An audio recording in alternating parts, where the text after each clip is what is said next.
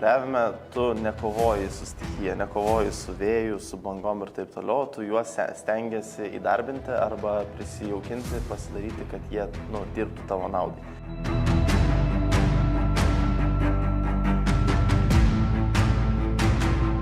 Esu kai kurių komandų kapitonas ir man ta tokia, ne tai kad baimė, bet ta atsakomybė, kurią tu neši ne tik už save, ne tik už savo gyvybę, bet kartu už visą įgulą. Kad jeigu kažkas atsitiktų kažkam, kuri netgi mano atveju yra daug stipresnė negu galvojant apie pačią save, tai tikrai yra tokių situacijų, nes vėlgi tai yra pakankamai ekstremalus sportas. Ir yra žūstančių žmonių ir yra negrįžtančių namo. Bet čia vandenynai šaukia, taip sakant.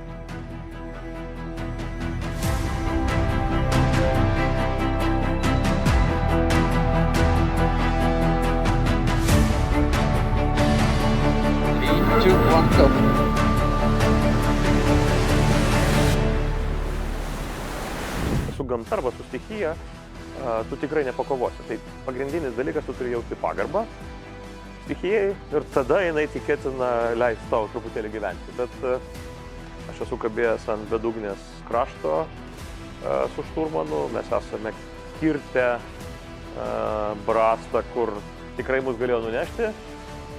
Mūsų vos nenunešė kažkada tai iš niekur atsiradusi upė. Man atrodo, kad žodis įkvėpimas turėtų koreliuoti su žodžiu motyvacija, o žodis motyvacija yra lygus žodžiu tikėjimas. Tai jeigu tu gyvenimo keliu keliauji ir tu žinai, koks yra tavo tikslas, tai visos negandos, kurios nutinka, jos tave, bando, testuoja. Ir jeigu tu tiki tuo, ką darai, tai greičiausiai nukritęs 10 kartų atsistosi ir darysi tai 11 kartą. Dakare pilotas arba šturmanas, kuris dalyvauja daugiau negu 10 kartų, tampa legenda. Iskandagra tampa legendomis, jie bendradarbiavo drauge su mumis 10-metį. Ir tai yra viena tvariausių partnerysčių su mūsų komanda ir turbūt su manimi asmeniškai, nes jiems rūpi vertybiškai tokie patys dalykai, kokie rūpi ir mums, man ir komandai. Tai su Iskandagra mes esame iškėlę daugiau negu 100 vyčių Lietuvoje. Aš per šį projektą esu įveikęs 10 000 kilometrų, daugiau negu 10 000 kilometrų Lietuvos keliais. Tai jau čia tikrai Dakaras gavosi vienas asmeniškas. Mes daug dirbame draugė su jaunimu, su gimnazistais, kurie bus ateities profesionalas, kitaip tariant, ateis laikas ir valdys Lietuvą. Tai mes turime labai daug bendro. Ir aišku, kad ūkininkai, jie yra tokie patys stichijų herojai, nes jų veikla labai stipriai priklausoma nuo oro sąlygų, nuo įvairiausių negandų ir kitų reikalų. Tai mes tiesiog turime labai daug bendro ir svarbiausia, kad turime daug bendro vertybiškai.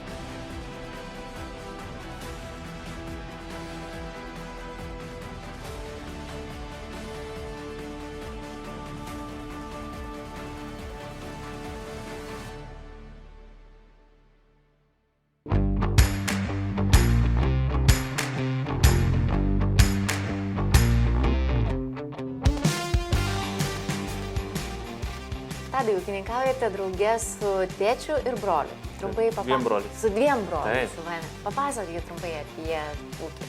Pats ūkis būtent prasidėjo nuo tėvuko nuo 1996 metų.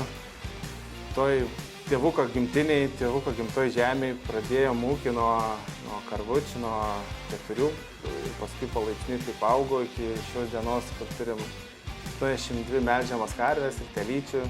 Iš viso tų galvų yra, gerai, jeigu nemeluoju, tėvukas sakė vakar, kaip tik patikslino, apie 350 gyvuliukų augina. Ir aš vyriausias iš sūnų, kadangi da brolis yra jaunesnis 3 metais, kitas dar 2 metais, 5 jaunesnis.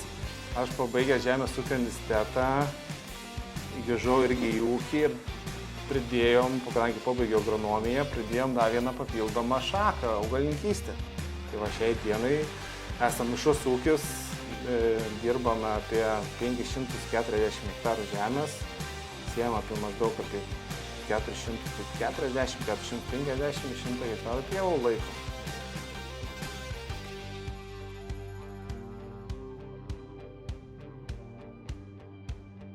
mišrus ūkis ir ūkis, kuris eina iš kartos į kartą, jau galim pasakyti. Taip, Buvo galim sakyti, jo, tėtis, nes dabar jūs. ten to vietoj būtent vietoj, kur ūkis yra, ten buvo kažkada senelis ūkininkavo, bet jis aišku turėjo ten daugiau, ten gal nedaug tų karvučių, dabar net nepasakysiu, neprisimenu kiek.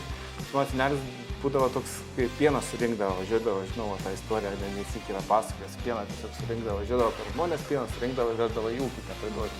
Tai ta tvarka buvo. Tai va, būtent va toj vietoj tėvukas įsikūrė, nes tada, kai sakyt, ten tais laikais juos buvo iškrausti iš tos vietos, jie ten raciją atsitvarkė darė.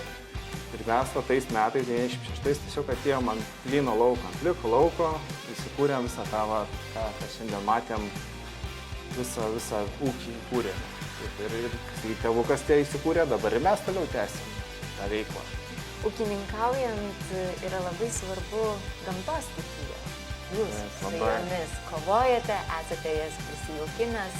Prisijaukinti neįmanomas, reikia, nežinau, supergalių, kad galėtum pasireguliuoti taip, kaip tu nori. Nori pakankamai saulės ar nori pakankamai drėgmės, galbūt taip. O aš paprasčiausiai seku 3 ar 4 orų prognozių programas, vakare atsigulu, pasižiūriu, ryte atsikeliu, pirmas darbas telefone arba prie kompiuterio pusryčius valgant, pasižiūriu, kokias bus tos prognozės, pagal tai bandom dėliotis tos darbus, bandom nuspėti, koks tas galbūt oras bus, ką būtų galima šiandien pasidaryti, ko nebus galima padaryti po 2-3 dienų. Tai va, taip ir bandau prisijaukintas tą stichiją, kad spėti pasidaryti tas, kas būtina dabar, kas gali pasilikdamas, kas gali vėliau palaukti to, kad ir praėjus tam tikram didesniam vėjui ar didesniam lietaus kiekiui. Ūkininkaujant, iš tikrųjų, buvo tikriausiai tokių sezonų, kai nusviro rankos ir nebenorėjosi toliau gal net ūkininkauti, nes gamtos stichijos buvo negailestingos. Ar tai per daug lietaus, ar tai sausra. Kaip tada, kas tokiamis akimirkomis padeda leisti ranką? Taip, tokiamis akimirkomis galbūt net padeda šeima, aš labiausiai padrasina, paskatina, bet kartu ir paskui tas galutinis rezultatas, jeigu jisai džiauginantis nors kiek, tai to ir ūpo atsiranda tolesniem darbam. O tų metų buvo, žinoma, tų sunkesnių ir lengvesnių, tokių gal šviežiausias buvo pernai metais, toks finansiškai skaudesnis, kadangi pirmą dieną išvažiavęs kombainas sudegė. Tai va, tas skaudžiausias, o toks sunkesnių buvo, tai dar kažkaip taip įsiminęs yra 2016 metai, kai buvo daug lietaus, daug kritulių, tie grūdus kūlėm kombainai, laukuose klimpa, tampėmi, tie grūdai blogos kokybės, ten net tai, ką pašarė, net nekondiciniai buvo ir ieškojom, kas tik nupirktų. Tai pirkai Latvijai vežėsi ir vietinė, bloga kokybė, drėgni. Visą laimę vėl tais metais 16 būtent pasistatėm džiovyklą bokštus. Tai va, tą drėgmės perteklių ten gelbėjo įvairiai. Tas, kas turi kažką vėl prisiderinti, pasikontroliuoti, tai buvo gerai. Jos skaudesnį, tai buvo pernai metai.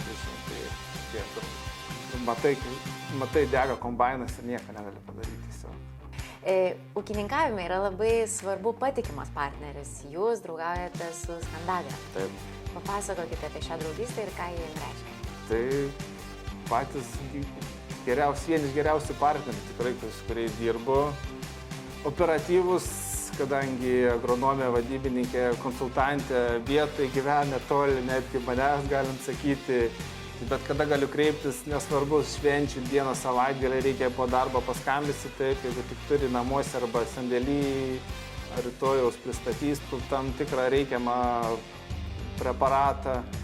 Ir šiaip viskas gerai pas jų, lankščias sąlygas, asortimentas didelis, tikrai geris partneriai ir visada galima kreiptis bet kokiu laiku, bet kokiu oru galima.